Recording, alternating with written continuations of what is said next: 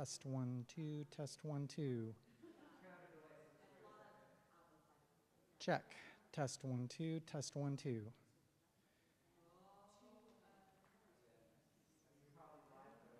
Right.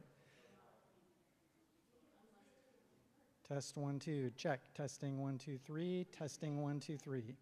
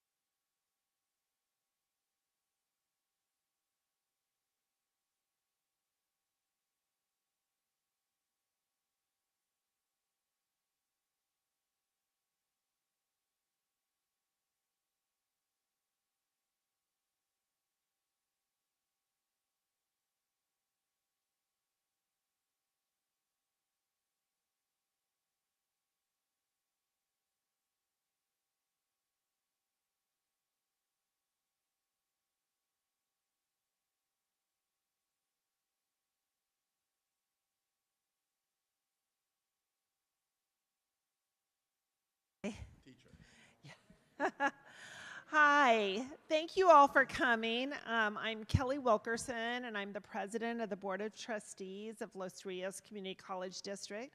Thanks for those of you who are delaying your commute today and staying with us, and thanks for all of those who are online watching as well. One of the things that I wanted to emphasize is that this is really just the beginning of the process. It's a really important part of it. But we are really committed as a board, as a district, to having an open and transparent process where we are turning to you for input at every step of the process. Earlier, we met with students, and some of them are here now. One of the reasons that, I'm going to, in a second, turn this over to Ben Duran and Jim Riggs from PPL. They are the search firm that the board picked primarily because of their experience with and their enthusiasm for engaging in community and stakeholders to get input, because that's really important for this consequential decision that's coming up. As you know, Chancellor Brian King will be retiring next year, and he has been at the helm of this district for 13 years. And so that gives you, that's an unusually long tenure for community colleges, and it gives you kind of a sense of how important this decision is. If our next chancellor stays for 13 years, that's quite an impact that we will all make. And so the input that we are putting together today will help us write a profile that we will use both to recruit and to measure a candidate. And so it's your input and your honest, forward-looking feedback is really important with that. So I'm going to kind of give it to our principals here. You're in good hands, and thank you for your time today. And thank you, President Wilkerson. I'm Ben Duran. This is my colleague Jim Riggs, and we are from PPL Incorporated. We're the firm that, as President Wilkerson indicated, was selected to do this search for you. And so this today is a college forum. We're doing one at each college. We did one this morning, and we're going to be doing another, or 1 o'clock, I guess. We're going to do another one, another two on Wednesday. And this is part of the board's request from us to make sure that we hear the voices from the college community, including the faculty, the classified, and the students. We met with the students a little while ago, and we got their input as well. And as a result of that, what we'll do is we'll form a profile that we'll take to the Board of Trustees, and we'll say to them, after hearing input from folks out in the field and from you folks, from students, this is what people at Los Rios Community College District have indicated is really important for them to see in their next chancellor. But first of all, I did want to invite those folks who are joining us online, and we're hoping that you can hear us. We're going to be speaking into microphones to make sure that you can, in fact, hear us. We're delighted to have you, and I'll let my colleague Jim Riggs talk to you about the QR codes and what they mean as we get into the presentation. So, Jim, I'll turn it over to you. Okay, great. Thank you. We're going to go through a little bit about what the search entails, the whole process of selecting a new chancellor. It's going to be very brief. And then what we want to do is set this up. It's really about input from all of you. And what you'll see on almost all the slides up here is a QR code, just like that. And you go there, and there's an online survey that's live that will take you through 4 or 5 questions that we're asking. We're going to ask those questions today, and what we're going to do is have you provide input. But as you think more about it, and for those who are online, you can go there and put your input into the survey. And with that, and if tomorrow or later on in the week, If you have more ideas, you can put them in. The survey is going to be available until May 9th at 5 o'clock. So we want to get all the input in there. What we'll do with that input, as Ben said, is we'll use it to help construct a profile as we're out there recruiting. And the way we look at a profile, it's all on the web now. So everything about the search they'll be up on a web search site. So the first thing we want to look at is the search process. Just a real quick overview here. The thing I want to emphasize here is the role of the Board of Trustees. This is a Board of Trustees search, and they will help direct all of these aspects of the search here with the input of each of the colleges, college communities, the students, and the greater community as well. And then input forums, that's what we're doing today. And then on Wednesday, meeting with people at each of the 4 colleges and groups of students. They're people too, but at each of the colleges too, and really having a good time, enjoyable time doing that. Recruitment. One of the main things that Ben and I will be doing, working with human resources, is recruitment out there in many different ways. We want to recruit nationally and statewide and come up with a large, very diverse, and very strong pool. So we'll be doing that. There will be a screening search committee that'll be representative of the constituent groups around in the district, and they will be looking and screening the applications and interviewing, and then recommending forward the finalists to the Board of Trustees. You'll probably see, Ben and I think you'll see us near the end of the search, where the candidates, the people that are the finalists, will be doing forums. And we'll be doing something similar to this, but really listening to their input, and you'll have input into the questions that will be asked of them.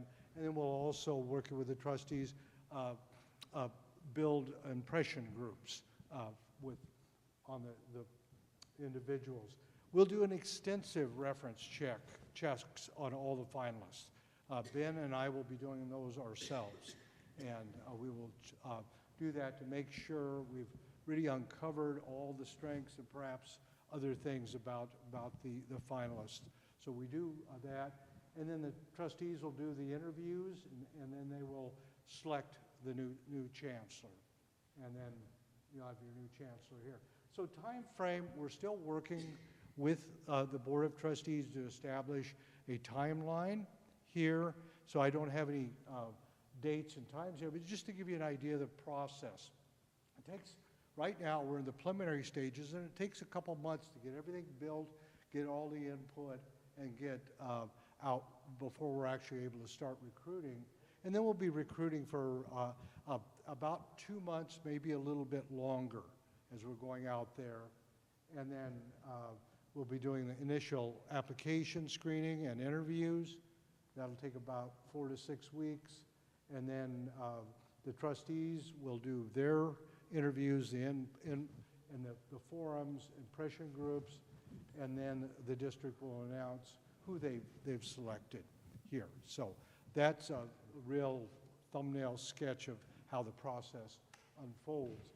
But one of the things we're really looking Jim, before you go on, I just wanted to, with respect to this whole process and the recruitment, we're in higher education. In higher education, it's a term that people use. It's called nomination. It means that one professional can nominate another professional for a position. All that means is that you're going to reach out to us, to either Jim or to me, and you're going to say, hey, there's this person. Here's some contact information. If you have it, if you don't, you don't. Here's a person that I think we should look into.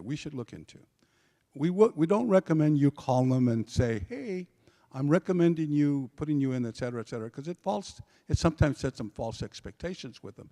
But if you give us their name, if you think Joe Blow or Mary Blow or somebody over at this district or that district would be really, really good, consultants, reach out to them. We're happy to do that. We will do that. Please, you know, keep it to yourself, give it to us, but we will in fact reach out to them, because what we want to do is get as broad, as diverse a pool, both geographically and ethnically and gender-wise and otherwise, all of the groups and things that we want in a pool, we want to bring as broad of a pool as we possibly can. So I just want to let you know, just with respect to recruitment, if there's someone out there that you think might be a good person, reach out to either Jim or to me. Our contact information is going to be all over the place. It's going to be on the website. It's at the end of this thing. So anyway, just wanted to let you know about that. Okay, Thanks, great, Jim. Great. So what we're going to do is ask you the first question, and that is, what are the personal and professional characteristics that you would like to see in the Chancellor? I'm not talking about minimum qualifications or things like that. These are the qualities, the personal qualities, the things they would bring here. And what I'm going to do is show you a few examples. Again, these are just examples, but I'm going to ask that question and have you provide some feedback to us here, and I'll be taking some notes. Then we'll move on to the other questions here. But here's an example of what we would call a professional and personal characteristic. That is embracing the mission of the community college in California. I'm not going to read all this stuff here, but once we get all your input, we will try to sculpt a little explanation of what that is. Collaborative leadership and a real commitment to collegial environment. And, you know, it's really understands the different stakeholder groups, the processes for input, and so on. And values diversity, equity, and inclusion in all its forms. Community mindedness, understands that the Los Rios district is very large. It's a multi-college district serving a very large geographic area and a very large population. Effective fiscal and resource management. It's very complex financial roles, and the Chancellor will need to have those skills and really understand that the only real goal is student success. Everything's a means to that, and that's what resources are there to help achieve. Passion to lead in uncertain times. We've always been in some level of uncertain times, but I think we're heading for even more uncertain, a greater uncertainty. Effectively at motivating others, a team builder. Highest ethics and integrity. Advancing external relationships. Someone, as part of the job, is outward facing and can build those coalitions. Positive and effective labor relations. Effective leadership in a complex district environment. Ability to develop and articulate a practical and compelling vision that positions the district for the future. And okay, I think I've already, okay, effective board and trustee relationships, and then personable and approachable. Someone who's humble and someone that is available. And again, I think I've already stated that one. But so this is where we're at. What we want to do is hear from you now. What are the most important personal and professional attributes and characteristics you most would like to see most in the next Chancellor? If you can't think of anything now, or if you think of something on your way home, go to the website and you can put it in. But if you have some ideas now, we'd sure like to hear them. Yeah, and I'm going to walk around with a microphone because we want to be here, make sure you're recorded, and that the folks that are out there in the world listening to us can hear you as well. So, with respect to what are the most important personal and/or professional attributes and characteristics you would like to see in your next Chancellor, what might some of those be? Raise your hand and I'll come over to you. Don't be shy, because I don't want to embarrass. The students already spoke. Anything from you folks? Hold on. I forgot to mention this in the other meeting, but I think it's quite redunculous that counselors, for every one counselor, there's 900 students plus. And I think a lot of students fall under the cracks because of that. And it's unrealistic to put that on one person. Thank you, Maya. Anywhere else from faculty, from classified folks? Because you can do it on the QR code as well, but. For me, it's we're facing unprecedented attacks on education.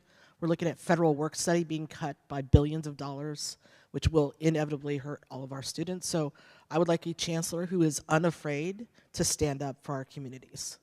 I think on top of it, it's also not just values diversity, but has demonstrated experience working with communities of color and BIPOC populations, and being able to show that they've had positive outcomes. Because you could say you value something, but not necessarily work towards it. Thank you. On your last one, did someone from over there call you? Because someone just articulated that very, very issue. So it appears to be a district-wide, sentiment. So other comments from some of you? While you're thinking, because I know you're thinking, I know this isn't the end of the conversation, I want to thank the tech folks. Folks, hey, thank you for setting this up in this beautiful room, and I appreciate it. Everything's going along with it. So thank you so much. I appreciate that. Folks over here in this neck of the woods? Oh, there we go. Hi, it's kind of similar. Someone who has worked with labor unions positively and can demonstrate that fact, again, in a practical way. I guess that goes along with collegial consultation, and way to demonstrate that, again, practically, that this person has experience doing that with various different groups like Senate, union, etc. would be great. Perfect, thank you. Other attributes that you would like to see in your next chancellor that you haven't written into the QR code yet, because I know some of you have. I saw you typing. Anything else? Jim, what's the next one? What are we? Okay, we'll go to the next one. That is the strengths. What are the strengths of Los Rios? So when we recruit students, when we recruit candidates, they're going to want to know a lot of what you're talking about, like labor relations, what's the budget like, et cetera. We're going to have that conversation with them. What we also want to say to them is, this is what the community college system or the district considered their most important, their strengths at Los Rios that would attract you. So what are some of the things that you're proud of, that some of the strengths, some of the things that we could say that we could put on a position announcement to say to people, this is the district that you would be applying to, and these are some of the things that these people are really, really proud of. Some thoughts around that?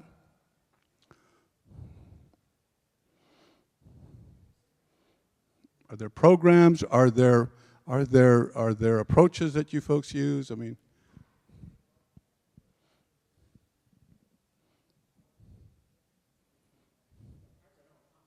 I know. You wanted to. You got something on that. Well, City College, we consider ourselves the People's College, and so for us, it's really about serving community, the communities that surround us. When you come to Sacramento, it's a very diverse immigrant receiving area.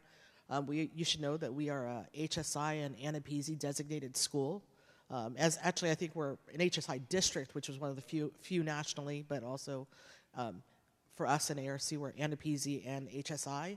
So for me, it's important that someone who comes here to work is comfortable working in that environment. That they understand that we're feeding in from the Bay Area, we're showing growth. And then on the labor relations side, I guess I'm going to say is that for the most part, right, we as in faculty, and let me be very specific, we as in faculty have had a very positive negotiating experience, but at the same time, we want to make sure that all of our workers are honored. And so I think depending on where you come from, this may be a good or sort of bad sort of situation.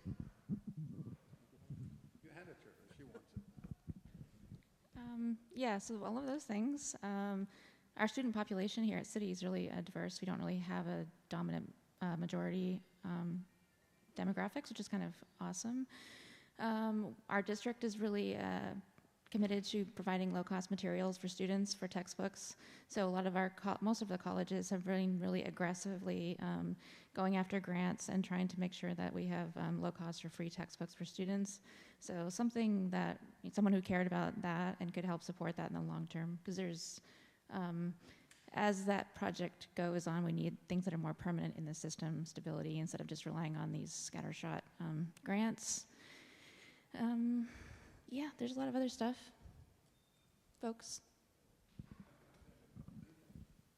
I guess along those lines, I would also talk about things that are going on with like AB 1705 and math and English, and I just feel like we need a lot more support from administration, and so having someone come in understanding that support is needed for the faculty to really support the students even, and again, finding funding or helping us find ways to have more programs or things in order to support those faculty and students.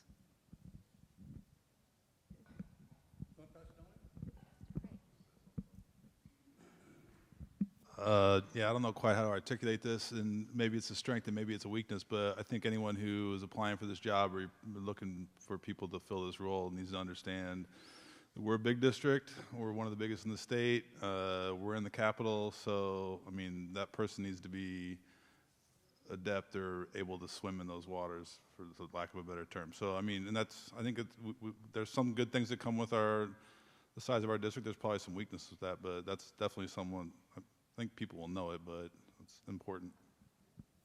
Do you have anything to say? Are you sure? All right, thank you.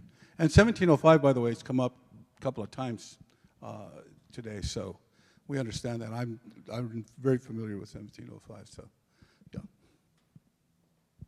So I guess to talk about our strengths, I feel like all the colleges do try different things and approaches for this 1705, but I think as far as strengths, like we're all very looking at innovative ways to approach this, and we're trying to find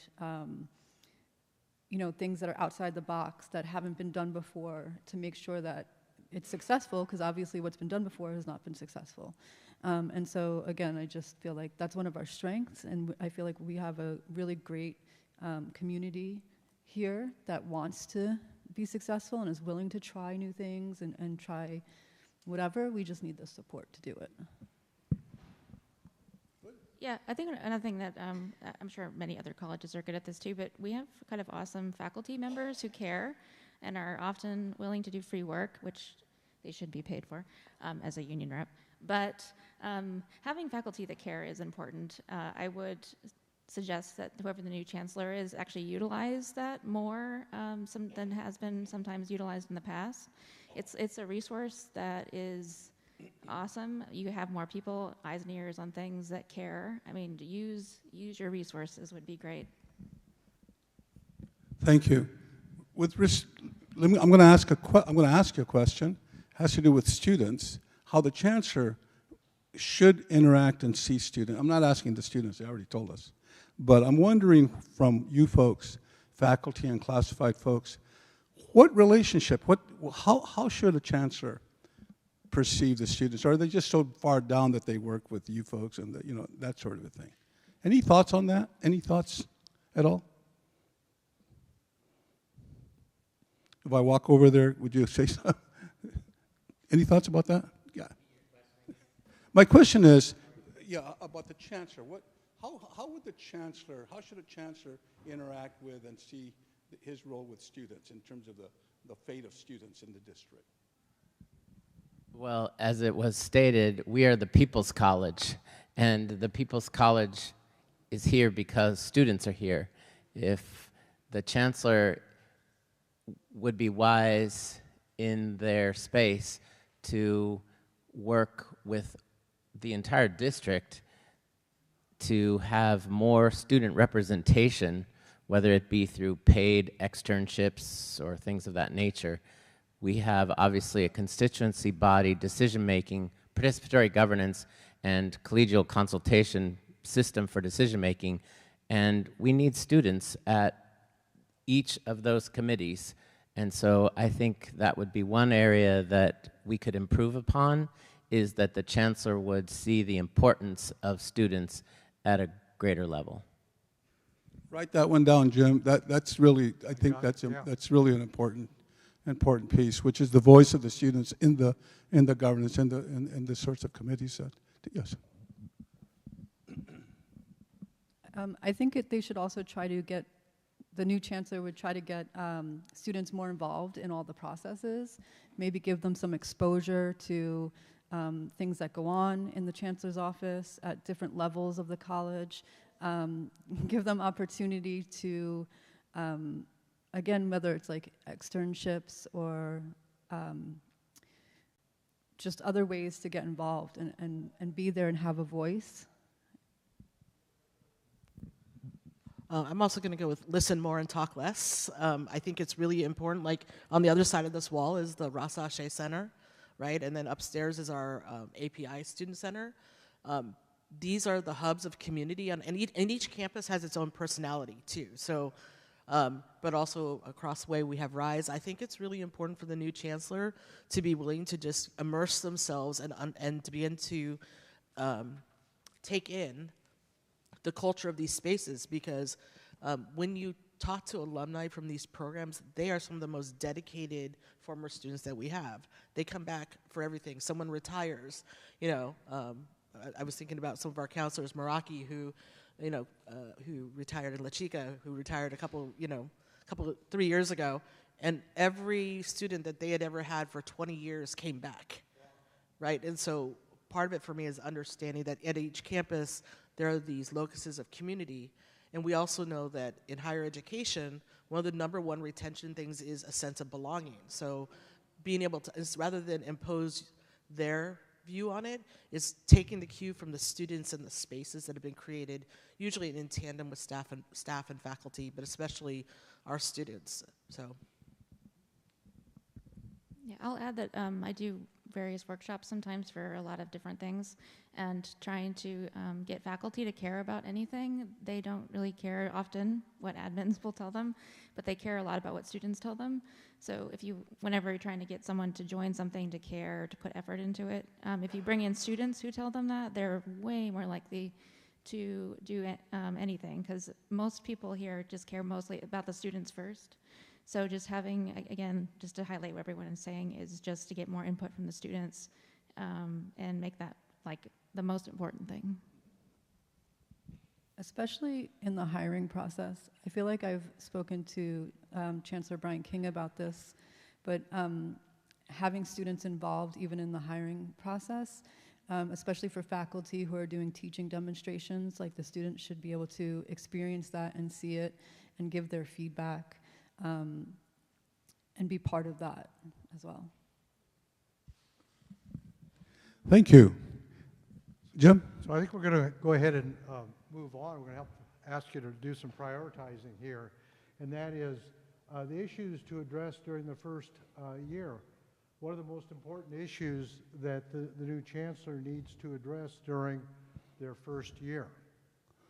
And keep in mind that the next question we're going to ask you is, what are the things that person's going to need to do within the first 7 years? So right now we're asking you, in the first year, if they were to come in, what are some challenges, what are some things that you think they would need to address in the district? Yes? Well, I would probably say first and foremost, making sure we don't go off a fiscal cliff next year, because we know what the budget looks like a year from now. But I would also say you have 3 collective bargaining units, our 2 classified units. One's been negotiating for over a year. We have both classified and faculty negotiations coming up next year, so I think being able to work within the confines of that, but I think really addressing the attacks on DEI, the cuts to the Department of Education, the cuts to financial aid, because if you cut financial aid, we won't have students to serve. Yeah, that whole challenge of coming out of the East Coast, out of DC, is a big thing. You mentioned 3 collective bargaining units. You have the classified, the faculty is the, you put 2 classified. Is it? Okay. So there are two. Okay, they're fine. Thank you. Thanks for the clarification. Because we do talk with them about negotiations, about the budget and that sort of a thing, because they do want to, we implore them upon them to make sure that they understand the district and what they're getting into. So other challenges, those are good ones, by the way, that you guys have come up with. Other challenges that that this person will run into maybe in that first year? Where? Oh my goodness, that's a long, no, I'm just kidding. No, I'm just kidding. I'm just kidding. Yeah, I think it's important to just call out salaries. And the folks of our, there's two things we want to call out for staff that are working our centers. Salary, right? The first thing is that currently folks that are running our centers, our student centers, are currently making about $48K, right? So with that salary, they can't even afford a one-bedroom apartment in Sacramento. Can't even qualify for a one-bedroom apartment, and two people that are operating center of those same at the same category wouldn't even qualify together into a two-bedroom apartment in Sacramento right now. So I'm sure it's the same all up and down California. So as we're talking about kind of salaries, we're talking about our temporary staff, right? And kind of that, just to put it in the most realist term, is our exploitation of our temporary staff, who are really just most of the time are alumni of our colleges, and they come back to serve our college, right? So these folks aren't getting, they're not getting benefits. Once they get a permanent full-time position, they don't retain their sick hours. So I just want the Chancellor to come and take care of our classified staff who are running the centers, who are taking care of the students. Thank you. Thank you. Yes, sir. Well, I would certainly reiterate what Belinda said about our fiscal responsibility. The second is that I think in the first year, we really need to be an advocate for credit, no credit. And the third is, and this may bleed into the 5 to 7 years, but we are so pressured based on the funding mechanisms for student success and student completion, when it really is about success. And we're a community college, and in my humble opinion, we need to return to being a community college. I realize the importance of transfer. I realize the importance of Associate of Arts and Sciences, but the community, we've lost the community in a medium to large way, that they don't come here because they are expected to get a degree, as opposed to, I want to take an art class, or I want to take a language class. And I think that connects to the fact that it depletes the returning student. Thank you. What I would add is on top of everything, is that it is to ensure that our students and employees are able to be in a safe space, that they feel they're in a safe space to come to work, come to school, based on just what's happening around our country. And I think that is all related to success, retention, completion, everything, the livelihood of our employees and our students. So just ensuring that Los Rios will support them and advocate for them, and ensure that they have a sense of belonging and a safe space, that they can study and come to work and do what they need to do on campus. Thank you, and we've heard that theme a couple of times today, so thank you. Thank you so much. I kind of want to reiterate what Norman said as far as student success and completion, especially in math and English, right? And having to get these students out there. We're no longer able to provide students classes that are under transfer level, just in case they want to take a class and come back and learn. And so that credit, no credit thing, I think is really important. But also, I just think, again, with AB 1705, providing more structure. I think it's been very left open to the faculty to figure out what these laws are asking us to do, and then we're failing at it and getting in trouble. So providing more maybe instruction or support and interpretation for us to understand like where to go and what to do next. This, I think, goes to maybe to question one and this one. I think our next chancellor has to have a stronger legislative and lobbying presence. We're in Sacramento, but I think that they lean on Southern California a lot more than us. But I also think the next chancellor has to call in, faculty, staff, employees to things that transcend, just the, that transcend these different issues. So that if we're going to be talking about AB 1705. Why not call in our math and English faculty? If you're going to talk about the impact of repeatability, why not bring in on our art faculty and our physical education faculty and staff who work in that area, whose futures or their future department hires are attached to that. So I think for me, it's a little bit of also wanting someone who's going to call people into that work and create a spirit of transparency about how we work together and create a spirit of teamwork as opposed to siloing information. Thank you. Maybe we'll get into the seventh, but before we go on, good. Before we go on with respect to 1705, so in my other life, I'm the executive director of the Central Valley Higher Education Consortium. It includes all the community colleges from Bakersfield up to Stockton. Includes CSU, 3 CSUs, 1 UC. But they've been attacking 1705, although since way back. Remember last spring when the guidance came out, which was non-guidance, it really wasn't much there. So our people got ticked off, and they came together, both the math and the English faculty, and they created these task forces, and they said, we're going to do 1705 the Central Valley way. In other words, we're going to do it the way we think it should be done, and if we're doing it wrong, let someone call us on it, and then we'll fix it. So at some point, we can chat, and I'll put you in touch with some of those folks down there that are really attacking that thing.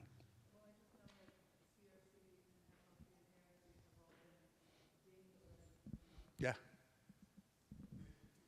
It'd be good to talk to some of those folks. So I don't know how a new chancellor will do this, but at some point, with what's been going on in our district the last 3-5 years, whatever you want to call it, we all know the history. The new chancellor's got to build trust. There's a lack of trust amongst a lot of constituencies in our district right now, especially with higher admin, and I think that's job number one. Yeah. Big job, good one. Over here, ladies? Yeah, thank you. I knew I didn't waste my steps. So a little bit of a piggyback, but one of the things that a lot of us have been experiencing, I'm a classified, I've been here for, I don't want to tell you, but a long time. And I started out as a student assistant, I went to attempt classified, and now I'm a permanent, and I've been a permanent for over 11 years. And I've watched our district change, and unfortunately, there's some parts of it that is, I would say it's not great for our individual colleges. Norman started to touch on it. We've lost the community and community colleges to a degree. We don't have enrichment courses that bring in a diverse group of ages to our campuses. And so one of the things I'm finding is that we keep seeing our rebranding is all about Los Rios, and our colleges have shrunk underneath that title. And so for me, I think that a district shouldn't be the front, it should be the colleges. People know Sacramento City College, people know American River College, but our names are getting smaller and smaller under Los Rios. So for me, I think one of the first issues, or the issues in the first year will be the trust, the relationships between the campuses needs to be mended. I think there's been some, not intentional, but I think the centralization has pulled some of our feeling of being part of the main source who are working for our students, and now it's, how do I say this, district-led. Like everything's district first instead of looking the other direction where our students are. That's where everything starts, is with our students and those relationships, and then it should go the other direction, not district out. So for me, I think the first year is going to be a lot of learning who we are. Who are the colleges, and how do you identify each college's need in the group of district as a whole? We know we need some things that translate across the colleges, some of our services, so things are more cohesive, decisions that are made. If you were trying to get financial aid, you're going to get the same answer at all the colleges. Yes, I agree with that. But we have special demographics in each of the colleges that don't translate. Folsom Lakes community is so vastly different than SCC. So we need a chancellor who can help bring that back together, but let us shine, not the district shine. We need to shine. We're the ones that everybody knows their name. So that's my 2 cents. Thank you, thank you. Anybody else? So Jim, shall we go on to the next one? Yes, we'll go on to the next one. I think we've covered some of this already, these comments, but other ideas you might have, and that is, what are the most significant challenges and opportunities that the new chancellor will face over the next 5 to 7 years?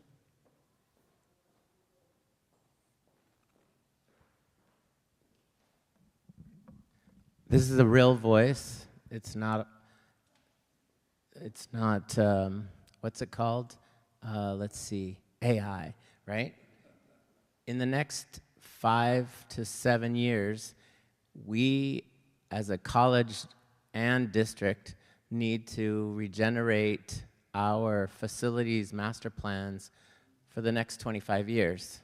What I understand to be the potential of a $500 million bond that needs to be passed is that this next chancellor needs to, as Belinda said, be at the Little White Asylum up the road. And they need to be lobbying for fair income to community colleges because of the fact that when we think about artificial intelligence, it is transforming how we educate. And our facility, as we are the People's College, the oldest college in Sacramento, we are aged, and we need renovation to the tune of somewhere in that calculation of $500 million. And so the next chancellor needs to have some savvy around how to participate in a collegial way to make sure that what we plan will be able to secure the future for children that aren't yet born. Oh, no. Thank you so much. Yes, sir. Coming over your way. So I don't know if this fits here, but this is the only reason I came today. The next chancellor, I would like to see someone who cares about sustainability and who elevates that in our organization. And I'm not here saying we don't do some of that stuff. We're behind.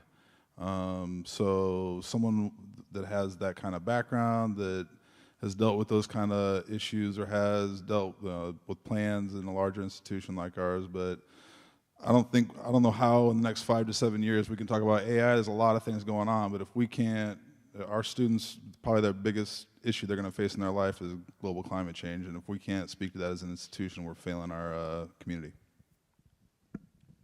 Thank you. Thank you. Anyone else? Yes, ma'am. Okay, here we go. Come on, you guys. There's at least one thing I'll say that I'm glad I have tenure is I'm going to say that we need to diversify our district office at all levels, because we get asked to do a lot of equity work, and without people who are culturally responsive, the arguments kind of run past each other. I think also in the next 5 to 7 years, like we're under the current student-centered funding formula, we lose out on dollars, and so I think just like actually the Central Valley where you're from and the Inland Empire, we're in that group of people that are losing dollars, and if you look at how much money we get per student, it doesn't equal up to what other districts get, and so I think about that in terms of how we serve our students, how we provide services for our students, is that we need that. We need that student-centered funding formula to more, pay attention to making sure that you're not shortchanging different districts. Okay, Anything else? Okay, again, this is all going to be online. You can go in, and if you think of some things or didn't want to say them here, please go to the website. You get on it by the QR code, and it'll take you right there. And then part of the survey that we'd ask you to do is to identify which constituent group you belong to. There you check all that apply. And again, there's that QR code here. And then right here is the link if you want to go that way into the survey site. And May 9th is Friday at 5 p.m. That's when we need to have all the feedback. And the feedback will be collated and sorted, and it'll be available to help inform the job profile that the trustees will ultimately weigh in and approve. So with that, so there's still a lot you can do to provide feedback here. And again, there's our contact information. If you would like to talk to us, we're here. We'll be, once the website is up and going, we'll be on the website there as well. So, and then that's it. Well, thank you for your time. Anything else you'd like to share with us that would be helpful? Yes. Excuse me. Just to circle back to strengths, because I didn't hear it yet, Los Rios and Sac City College has a really strong group of classified professionals with extensive and deep knowledge in how to serve students, and they're dedicated. So we definitely heard we have faculty who care about students and are experts, and we have, an equally expert classified professional group. So just wanted to make sure that was in there. Okay, I'm jotted it down here. Thank you so much. And your colleagues out in the world that have been listening in have also been filling out that form. So what Jim and I are actually coming on next Wednesday, the 14th, whenever that is, to your board meeting, and we're going to give them an update. We're going to give them an update and say, hey, we had an opportunity to chat with these folks. Here's what we've heard. Here's some of what we heard. And we're going to try to process not only what you folks have said, what the students have told us, and what the folks out in the world have done. So we'll turn it over to the president and let her shut down the show. I guess I just wanted to emphasize that this is just one of many places where you can provide input. This is the very beginning of our process. We are going to be forming a screening committee that is going to be winnowing all of the applicants into a smaller group. That's one place where folks can serve. And then at the end, when we have our finalists, they're going to be visiting our colleges. We have an open and transparent process. All of our discussions until we, get to the, the actual contract at the end, will be out in public. Coming to our board meetings, sharing your concerns or your ideas or your thoughts is important to us. I was really grateful to be here today to hear from both students and from you about our many strengths, but also our challenges ahead. And I especially appreciated some of your emphasis on the world that we're in right now and how we have to rise to meet it and maybe overcome it with some of our challenges. So thank you for being here, and we hope we continue to hear from you. Thank you all. Appreciate it. Can you give me your...